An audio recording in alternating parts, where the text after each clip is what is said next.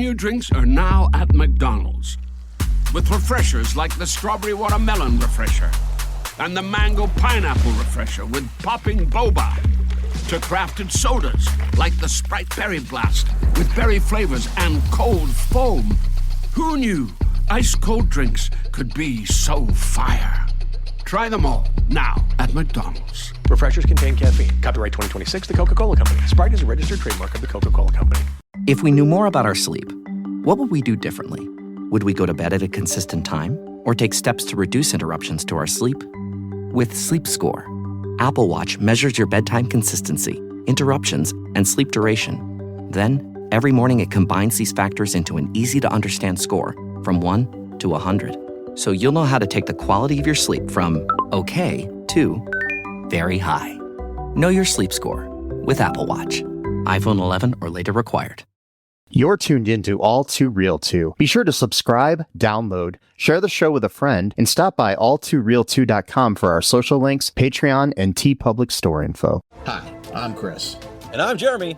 And I'm Fergal. And we're from Movie Smash. Comic book movies are having a golden age right now with the MCU. Movies based on comics aren't necessarily a new thing, but they're a big thing. Join us every other Tuesday on Movie Smash. We explore these movies and find some hidden gems. Every other week, we revisit some of the best. And some of the worst movies based on comics or graphic novels. Was Green Lantern as bad as you remember? Heck no! Is Time Cop the most accurate time travel movie ever created? Absolutely. Was Mystery Men way ahead of its time? Should they be revisited? Should they be forgotten? Join us on Movie Smash and find out. Listen wherever you find your fine podcasts.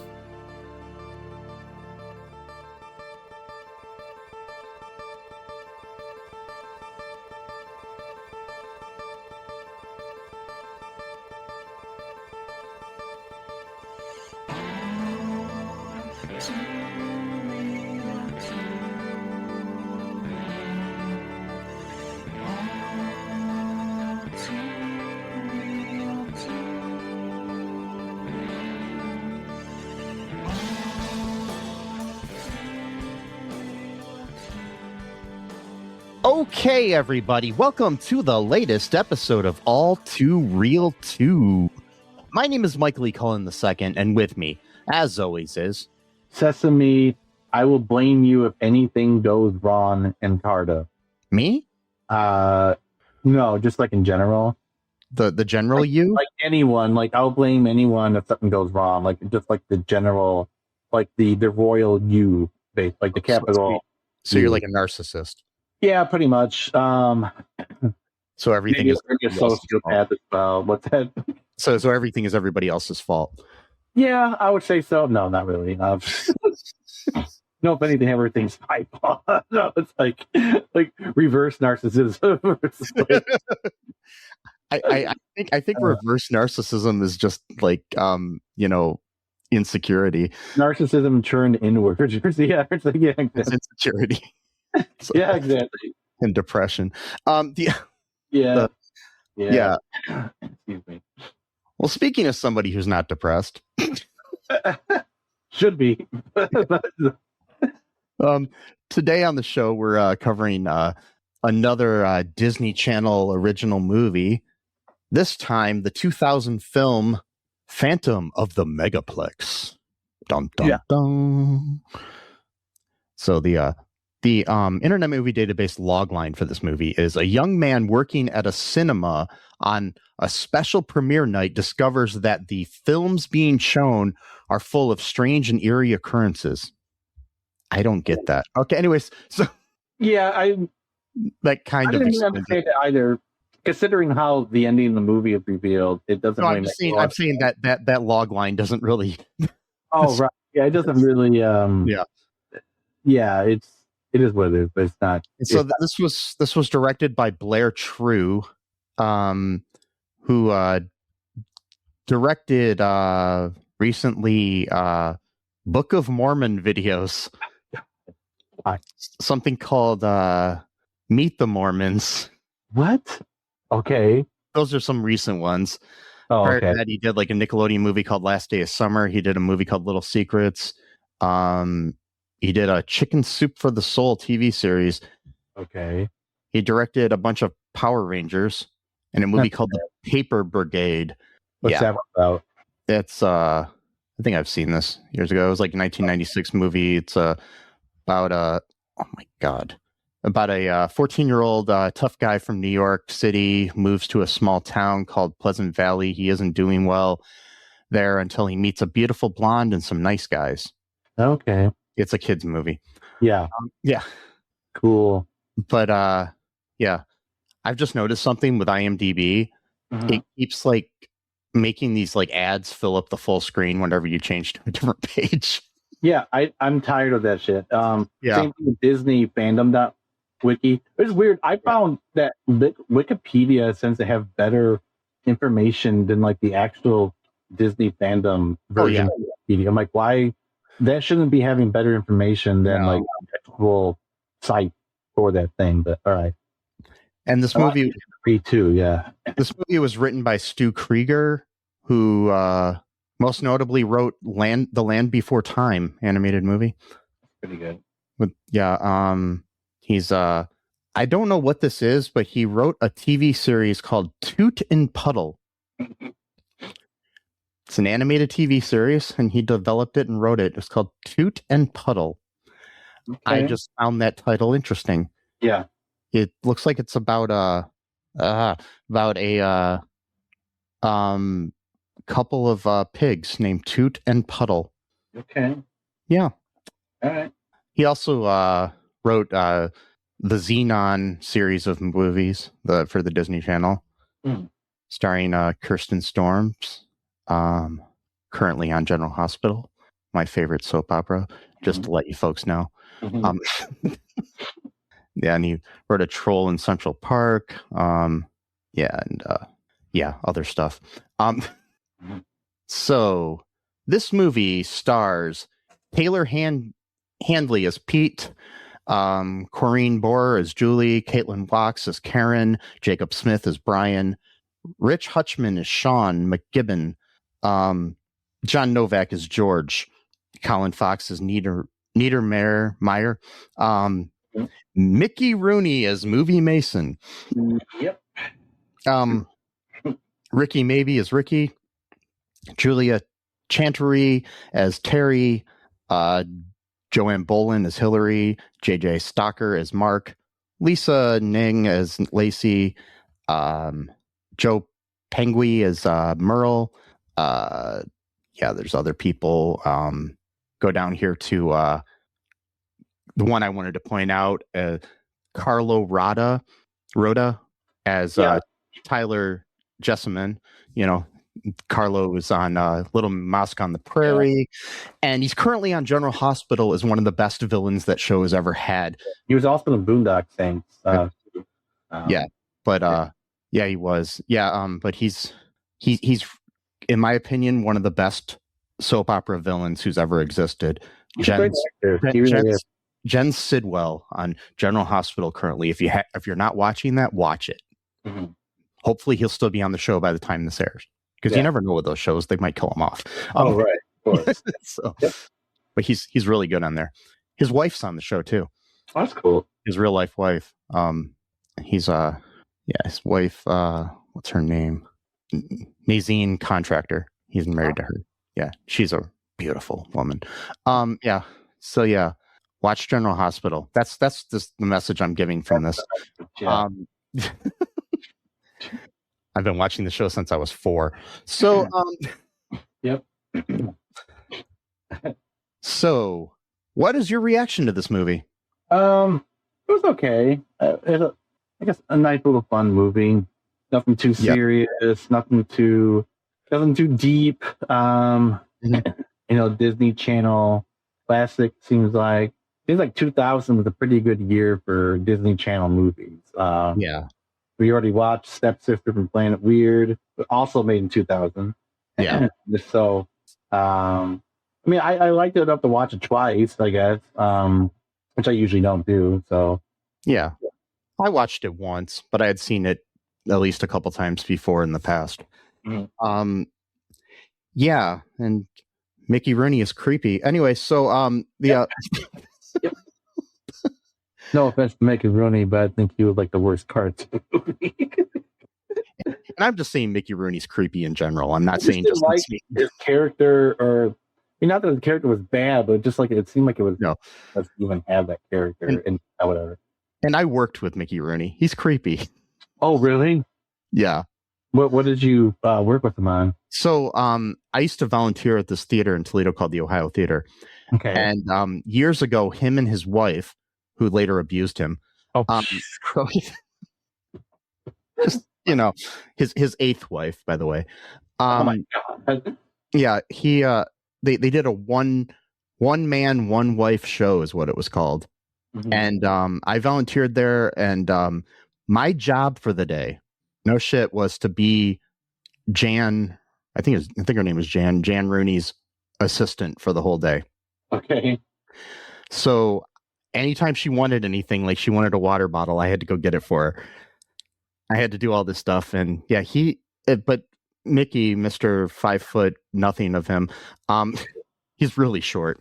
Oh, okay. Like 5'2". He was there, and so he played Puck in A Midsummer Night's Dream on film in 1934 or 5.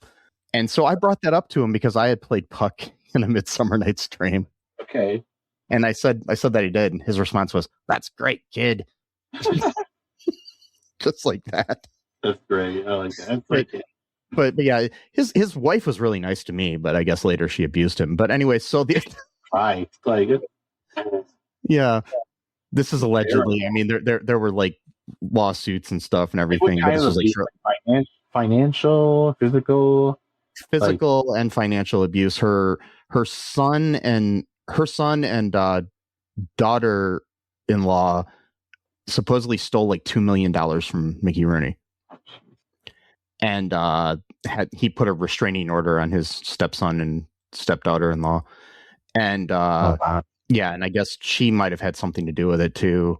But they were together for like going on 40 years, so it was the longest of his marriages.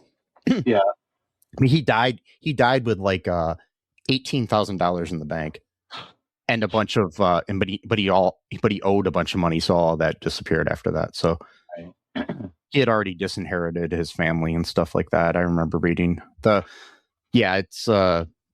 he supposedly beat her too.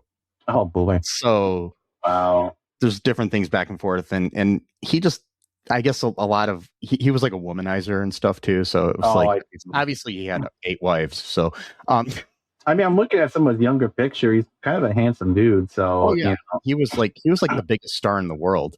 Oh, okay. At one point. From like 19, like he was the top box office attraction from 1939 to 41. Okay. So all right. Yeah, but he's appeared in over 300 films. So yeah, that's wild, man. Yeah, like starting in, I guess he started in 1926 acting until 2020 until 2014. I'm sorry, when he died. He was still acting like the whole time, basically. Yeah, like, really. Technically took like a full retirement or whatever. No, I mean his star was like, I mean he got to the point where he was doing Disney Channel movies and stuff, but still, so yeah. See, I never understood like when an actor said like they're retiring from actor or a musician. It's just like what if you just want to take like a 10-year break and like, I mean, like you don't quote retire, but like if you just like, because for example, you never know. If you want to do something later, like right now you might be burned down. You're like, I can't do this anymore or whatever. But like you don't know, 10 years from now, a lot of actors and like musicians and stuff will retire and then come back. Right, but it's like, what's the point of even saying that? Like, just be like, yeah, I'm not gonna do anything for a while. I'm just not feeling it. Maybe I'll come back and make a movie or do something. Like, it just seems odd to like.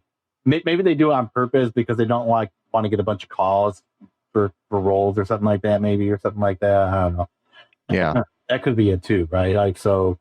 But anyway, yeah, okay, very interesting. He was he was in the Night of the Museum movies, even, like. Okay. So yeah, like the last big movie he did was The Secret of the Tomb, Night of the Museum, Secret of the Tomb. Yeah. So yeah, he also played one of the most racist characters in the history of cinema. So. Oh, really? What's that? In Breakfast at Tiffany's, he played an Asian man in yellowface, basically. Oh, Oh, I don't think I. Oh my god! Well, I think I might know what you're talking about. Yeah, if you look it up and look up a picture of Mickey Rooney in Breakfast at Tiffany's, it's one of the most racist caricatures of a Asian person ever. I literally typed in Mickey Rooney and AS, and then immediately says Asian face. Is one of Yes. one of the. Oh boy. Okay. Yeah, that's bad. That movie is amazing. I love Audrey Hepburn. The whole movie is great except for Mickey Rooney. Wow, that's bad. Yeah. So yeah. Anyways, he's in this movie playing a. He's not a big part of the movie per se. Yeah. I mean, I'll tell you this about the movie. I really like the movie. I don't think it's anything great, and it's not even one of the best Disney Channel movies. No. I think the kid Taylor Handley, who stars in it, he's got a good charisma, whatever it was. He's got that it factor, but he didn't. He's still acting from what I know, but he's not like, I would have expected him to be like a big star, but I mean, he still is. He's been in like the Mayor of Kingstown and The Pit and things like that. I mean, he's still doing a lot of good stuff, but he just seems like one of those guys that would have been like a teen heartthrob or something. Yeah, something like that. Yeah. But he's got a pretty good career. He was also in Jack Frost. Wait, who did he play in Jack? Rory Buck in Jack Frost. It's our Jack Frost, the one that we reviewed with Keegan. Not the horror movie. Oh, I know. Yeah, I'm trying to remember who that was. He was in Bird Box. I haven't seen that, but I've heard of it. Yeah, I don't know who Rory Buck was. Must have been he might be one of the bullies or something like that. Maybe he was the guy who said Snow Dad is better than No Dad or something like that. Yeah.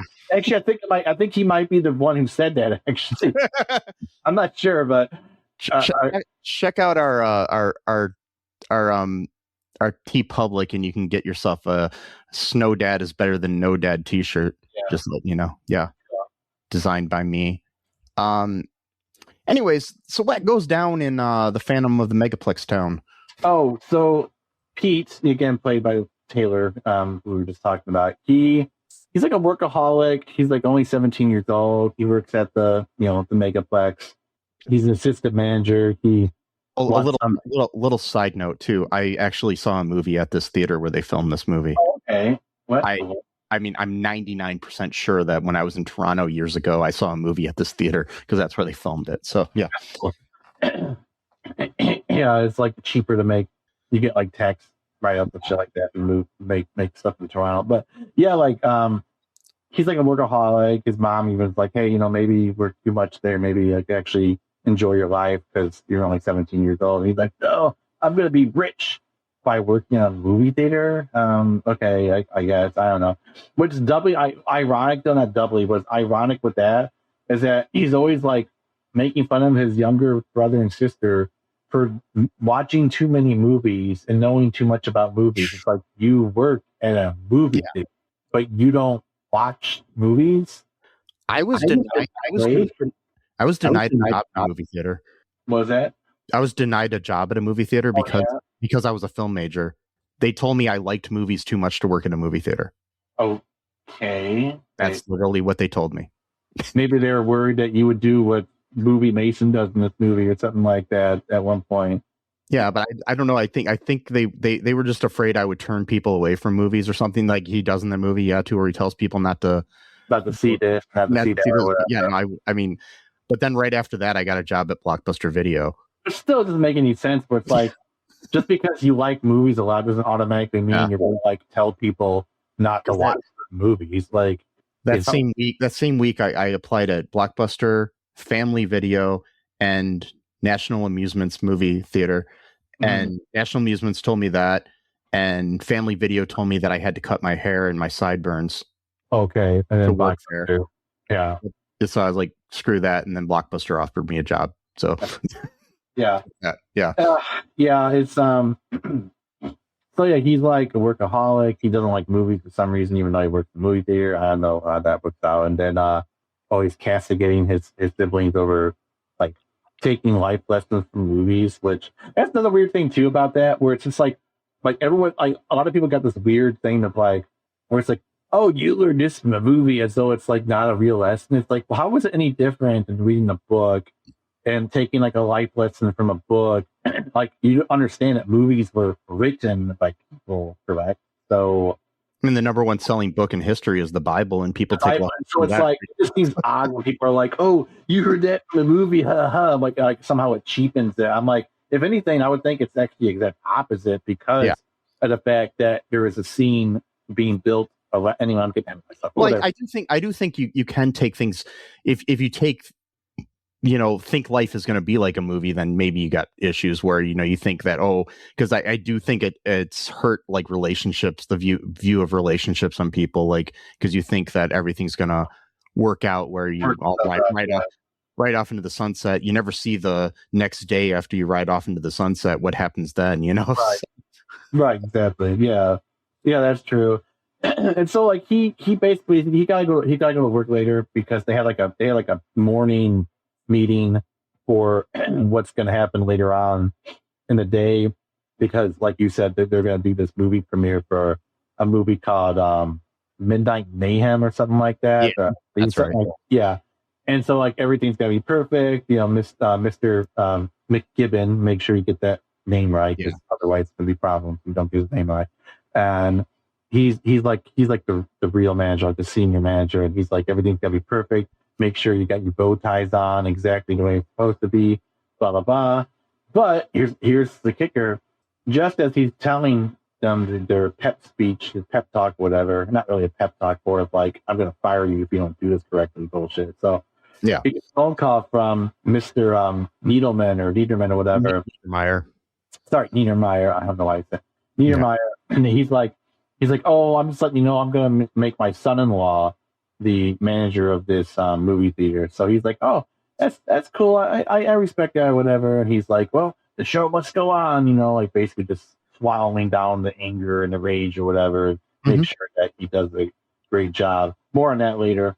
So they go home for a while. He looks like he's eating like an entire like huge bowl of bran flakes. Maybe not the best thing to eat before you have to work all night long. Was it bran flakes? I thought it looked like rice. I don't know, whatever it was, he was eating like a huge. It was huge. It was like sitting there like scarfing this shit down like there's no tomorrow. It was like a mixing bowl size. It wasn't it was like a mixing bowl. And he's like sitting there like rocking bit, and it's like, what are you doing, dude? Like this again, it's before like smartphones where people had to be like constantly entertained by like stimuli.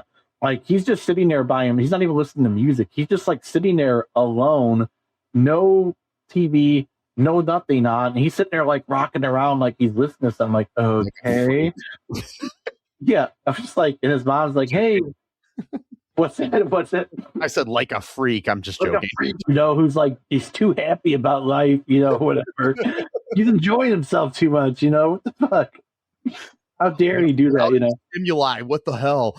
What the hell? Yeah, exactly. And it's like, no God. TikTok, and he's enjoying life. What the fuck, man? What's going on? Yeah, exactly. And so, which I kind of actually miss. Yeah, I know. Me too. When I've been watching these movies, like Stepsister from Planet Weird, which is what we talked about last week. Now, this one, I'm like not just nostalgic, just because like I was young at that age. Like that's obviously part of it, but like also like they had payphones. And like it was like people were always on the computer or on a phone. Like they actually talked to people. Like they actually did things. Like it's like I remember even when there was just like computers and phones. Like they weren't together in one device. Yeah. And even that, like it took you longer to go online to do stuff. And it was like I remember I would just actually sit there and watch a movie over and over again, or watch it. Or just watch all the movies I own, and now I just don't even feel like it sometimes. I mean, I do it for our podcast, and I do watch movies for fun, but it's like you're not just sitting there watching the movie. You've always got a second screen. It's not. I'm like remembering like one day, like years ago, where it was just me in my room watching Almost Famous, just enjoying it. It's just or watching, Citizen Kane just by myself, something like that. Like I don't do that as much as I used to. And I really should just maybe like put my phone in another room and just pop a movie on and watch it. Yeah, I mean, like I was actually talking about that with my but yeah, I was talking about because I had my nephew's birthday party was yesterday, Frankie, and we went over to his grandmother's house just down the street from me, and I was talking to his other uncle, Scott, and I was telling him like, you know, like even though like I don't like watch like TikTok, I don't even have TikTok anymore. I got rid of that bullshit, and like our YouTube shorts and things like that. Even I still have trouble like watching a full movie on its own without taking breaks. Like I can't like it's like that was never an issue for me when I was younger. That was not even a thing like I could even like imagine being a problem. Like it just like going to the bathroom, something like that, sure, but like having to take a mental break from like an hour and a half long movie, like that was never a thing. Like that, the idea of that even being a thing, it made no sense to me. You know what I mean? And yeah, it's like I still find that I'm able to watch TV shows better than I am movies lately for some reason. Like I'll watch like 5 episodes of Castle, but watching an hour and a half movie is daunting for some reason. Right. Yeah. But anyways, back to the movie here. Yeah, sorry. One thing we got to point out here is that the reason it's called Phantom of the Megaplex is that there used to be another movie theater where the Megaplex now sits that was demolished. No. And supposedly there was someone who was trapped inside the old movie theater when it was demolished, and he's the Phantom who's haunting, you know, the place. So obviously this is like a loose remake of Phantom of the Opera. So yeah, funny and fun and not depressing and all that jazz. Mm-hmm. No, all that jazz is a completely different movie. Yes. No, that's true. Yeah, you're right.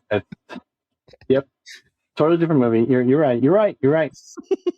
when you're right, you're right. I don't know. I'll tell you. And So yeah, and the mom has a boyfriend named George. Yep. That she's going out on a date with that night, and the little siblings. He's got a 13-year-old sister named Karen and a 10-year-old brother named Brian. He's got to take them to the theater, you know, to go see a kids movie named like Farmer Brown or something. It's like a stupid generic looking movie. Who would even want to watch that anyway? Whatever. I mean, it looks so stupid and generic, and I think they made it stupid on purpose. But yeah, that was. I mean, that was part of the And so they've got to go there, and he's basically dropping them off, and he's going to check on them while he's working. Again, such a 2000 thing. Like you would not like today. Nobody would let you do that. Like, just leave your 10-year-old brother in a movie theater by himself. Like, I went to like years ago. I think my nieces I went to go see a movie by myself, and my nieces all went to go see another movie. You know, like it wasn't like this was like maybe 10 years ago. So yeah, something like that. So yeah, like I mean, nieces. Yeah.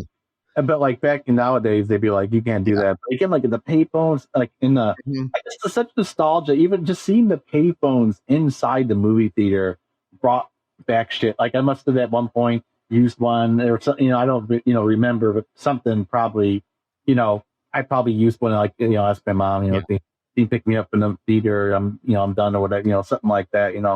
And it's just like that sense of like too much technology is kind of just it's like made things not fun anymore. It's there's too much stimuli, and it's like again, like you don't even see movies like this being made anymore because it's like again, like people they're not living like this anymore, so they don't want to even see movies like this. It doesn't interest them anymore, and I don't know. I just find that really sad. I find that it's almost like a phantom memory, if you will. It's like a Phantom Menace. No, I'm joking. Wait, that's a different movie. That was a good movie too. I know people hated it, but I liked it. And Misa didn't like it that much. But anyway, so I liked it even when it came out, which is weird because I was like only like I like it better in retrospect. It actually if you watch like Andor, I like it better now. Well, because it makes sense, right? Yeah. But like anyway, sorry, I'm not trying to go off on these tangents, but like basically like, everything starts fucking up at the movie theater as soon as they start preparing for shit. So what else happens? I'm trying to think. So he dumps the siblings off at the movie, but Karen decides to ditch Brian and go see this horror movie with her friends. So Petey here, Pete is like setting up things for the day. Things like start going, problems everywhere. There's like candy falling all over the floor. He's also got like a girl that he's interested in that he's gonna get tickets to the premiere that night. But all these problems go wrong. The popcorn machine is randomly making too much popcorn for some reason. I don't understand how that happens. Yep. That was the popcorn situation or whatever. Like, I did find it funny though that they kept trying to turn it off and they couldn't turn it off. And then Pete walks up and he's like, "Did you try doing this?" And he just unplugs it. I'm like, you're like, "Oh, I guess we didn't think about that." Yeah. Okay. So yeah, and like all of his coworkers have like weird nicknames that he gave them and shit, and it's like, yeah, so everybody's got like these weird personalities. Like you got question mark. We've always asked the question whenever you told you something. It's like, do you mean use the one chick calls everybody hun and stuff, and right, honey and whatever. Basically saying she's like a grandmother in like a teenage body just because of how she talks, basically. Like, So basically, what ends up happening is like all of the films, like bizarre things start happening in all of the theaters that are like related to the plot of the movies that are being shown. Yeah. Like in Cyclone Summer, there's like a giant fan has moved into there, which blows everyone out of their seats in the theater. Which I don't think that fan could have done that because I've been around fans that big and it doesn't. Okay, anyways, it's not that bad. No. So yeah, so what ends up happening is the siblings all run into each other and they start working together to try to discover who this rumored phantom is, and they start thinking it's different people. First off, they think it's this what is his name? Movie Mason, who is Mickey Rooney, which he would have been my first choice because he's creepy. But right. And it turns out he actually does live in the basement of he doesn't live, but he spends his time in the basement of the theater. The other thing too with Movie Mason is he used to work. His family used to own the theater that was there before, and he's decided that he works at this theater even though he's not hired, and he writes himself a schedule each week. Which is so he comes in and stuff. It's kind of sad. It's very sad, but also like scary too, because it's like, oh my God, I got my schedule here. It's like, whoa. I mean, it reminds me of like when I used to work at Blockbuster, and there would be this one guy who was kind of a slower guy that came in every day, and he would like talk to customers and tell them what movies to rent and stuff. And he didn't work there. He was just a customer that came in like not every day, but like at least a couple times a week when I was there. We had our certain regulars. It was always interesting. You give people names and their names and stuff like that. And then I remember that like right before we closed, there was this one guy who always used to call me Steve. Okay. And the last week we were open, he looked at my name tag and he's like, "Your name's Mike?" Oh my God. Yeah, dude. I was like, yeah, it has been the last, like 5 years that I've known you, but yeah. Oh, I didn't know that, bro. Okay, well, I just let it go. I was like, yeah, sure, I'm a Steve, whatever. Right. Like, yeah. Okay. Yeah. As long as he wasn't calling me names, I didn't give a shit. Right. But now, because of technology, I can go online and get that. So, yeah. Well. Yeah. Exactly. Yeah. Which I get these breakdowns where people start attacking me because they disagree with me, and it always ends up being that they make fun of my glasses for some reason. Right. It's like the big thing. I've always noticed that. I'm like, what is with the glasses? Like people are afraid of my blue glasses. I guess like they're always like, oh well, blah blah blah or whatever. Or they think I'm gay because of them, which they call me gay as an insult, and I'd be like, okay, I don't care, whatever, call me gay, I don't care. It's just like, because that's what they think is like going to be the thing, like, no, or whatever, like. But anyways, so they think it's Mason who's that, and they go down in his little lair that he has, and he's got like, I don't understand how he's got all of these like old like movie posters and props and stuff down in this basement, and nobody's fucking noticed this. Exactly. They're just like, Yeah.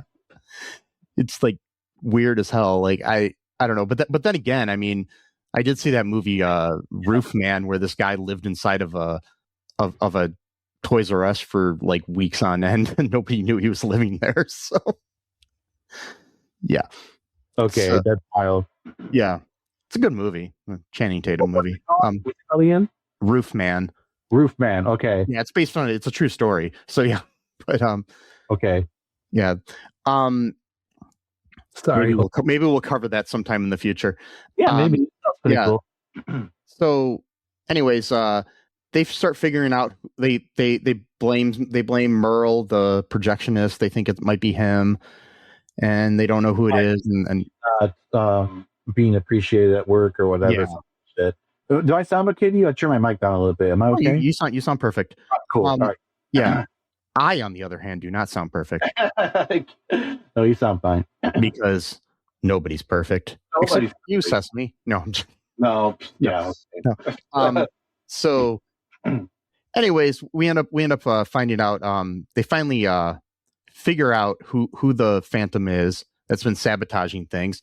So Sean, the manager of the theater, he basically started doing all these things because Niedermeyer had offered the job to his son-in-law or something like that to be the regional manager of the theater. I don't even know anything about on a movie theater. So so they find out it's him. They figure it out. The movie premiere starting. The stars and the director and everybody are there. Yeah, and they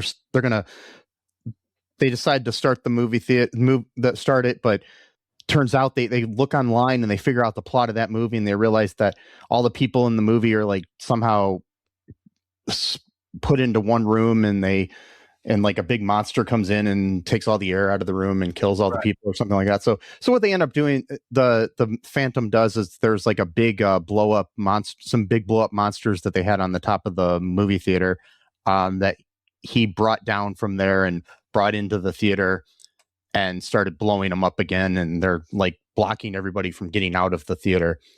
And then there's like this big action sequence with where Pete figures it out, and Movie Mason helps him out, and there's a sword in the stone thing out front that they have for some reason. He uses the sword to pop the monsters. Meanwhile, Tyler Jessamine, played by Carlo Rota, is loving this. He's loving this shit. He's like, yeah.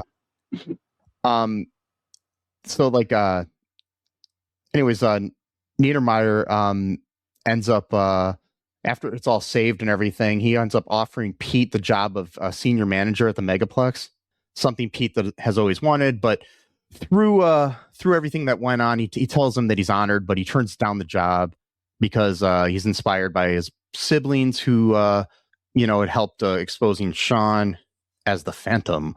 They don't want to become another Sean, essentially. Yeah, he doesn't want. He basically realizes that he's got to kind of, live his life as a kid and spend more time with his family. By the way, in true Disney fashion, there's a dead dad. So, yeah. Oh, that's right too. And there's also the dad loved movies just like the siblings do. Right. There's also the obligatory black best friend that doesn't have any lines, but the bully. Got that too. All he does is high five the guy. He's like, there you go. We got one. You guys happy? Cool. And so his new girlfriend Caitlin now, who he had gotten into the thing. Niedermeyer gives him money to treat his girlfriend to a nice breakfast after the film. Breakfast. It's not even okay. I guess things got delayed so much, and it's not. Got delayed. But I found that kind of weird too. Is like, what are they expecting to happen? Anyway, so Well, plus too, it's like, how long is the movie going to go on? Yeah. So like 5 in the morning. It's like what the hell? But and George proposes to Julie. It's like George proposes to their mom. Oh, that's right. There was a subplot where the car broke down, and they were like making euphemisms, like, oh well, these plants look happy in their own pots, and they're still close to each other, but they still have lame. But I know. But that was the and then you're like, oh, and so he's like, yeah, maybe should propose to blah blah blah or whatever, and then the movie Mason gives him a loaner ring because he didn't buy a ring yet. And, yay, everything's perfect now. Not really, but as it ends though, movie Mason explains to Brian that he never once believed in the Phantom of the Megaplex. However, the werewolf of the Megaplex says in the story. And then you hear a wolf howling, like, "Oh no!" Yeah, get eaten or killed. Before that too. Carlo Rota's character offers. Oh yeah. Offers Sean a partnership to create a movie based on his exploits called Phantom of the Megaplex, the Sean McGibbon story. And he's not even excited about that. I'm like, dude, what are you talking about? Like, he's just so stressed out from the evening. Like, I don't know. It's kind of lame, but yeah, that's how the movie ends basically. It's lame. He gets to move to LA. He gets to work with like a movie director, like a big time movie director. Yeah, it's better than working at a megaplex and then having a nepotism take you over by not getting the job that you worked so hard for and earned. The moral of the story is that nepotism is bad. Nepotism is bad, and if you really want what you want to get what you want, start sabotaging everything. And then blame it on a 17-year-old kid, and somehow find a costume that you can use randomly. I mean, I don't know where he got the costume to dress up like a Phantom, but yeah. And also like some kind of voice changer that makes you laugh in a really low register. So, make sure you got all those things on hand. Yeah. Also, make sure that you have a really creepy dude who thinks he works in the movie theater. Otherwise, it's not going to work. Part of me wonders, like, if they were trying to like be like the PG Scream, like with, Yeah, because they talked about the movie, University of Death that the girls wanting to watch. And it's like, and the way he's wearing like a robe and like a plain faced mask sort of thing. Right. It's not Ghostface, but it's kind of similar. Yeah. So any other thoughts here on this? No, not really. Because it's a pretty straightforward movie. Not a whole lot was going on in it. But actually, a lot was going on in it action wise, just plot wise.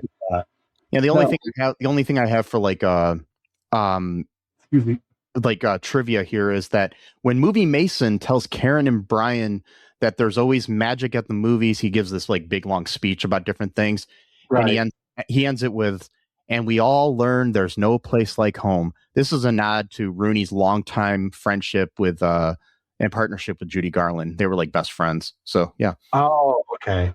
Yeah. Well, yeah, he starred in a bunch of movies with her, and and they were, everybody always think they were like an item, but no, they were like brother and sister. So yeah. Okay. Mm-hmm. That's cool. Also another thing is like when the mom arrives at the Megaplex, she mentions that she spotted Katie Sagal and LeVar Burton. The year prior to this, Disney Channel original movie Smart House starred Katie Sagal and was directed by LeVar Burton. That's crazy. I think I remember that. I think I remember that movie. Yeah, I've seen that movie. Yeah. Shit. Yeah, we'll cover that in the future. I'm trying to remember. I know I've seen it. I mean, I know the title, and I know I've probably seen it. It was on my list of possible choices for this month of our Disney movies, but I chose this instead. Yeah. Yeah. So, anything else you want to tell our fans before we wrap this up here, sir? Just be nice to each other. Watch the movie if you want to. And nice. We got some cool merch. You want to go check that out? Go ahead, do it. Go to all2real2.com. There's links to our Patreon and our TeePublic where you can buy that shit. And you can buy all kinds of cool shit. Yep. Share the show with your friends. Give us a 5-star review wherever you can, or a like, or ring that ding-a-ling bell. Yeah. And be different. Be yourself. Yeah. Free Palestine. Trans lives are human lives. No human is illegal. Yeah. Yep. And just remember that I love you. Nepotism is bad. Yeah, Sesame loves you. I do. And until next time, bye-bye. Thanks for listening to All Too Real 2 podcast, a Cullen Park production. Produced and edited by Michael E. Cullen II. Music by Matthew Hawes. Subscribe and share the show. Visit us at cullenpark.com.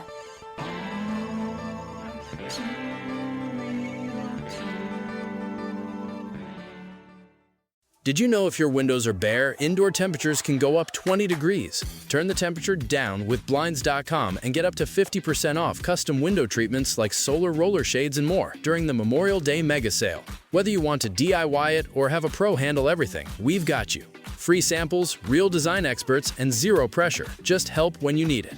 This is your last chance to shop up to 50% off site-wide during the Memorial Day mega sale at Blinds.com. Rules and restrictions apply.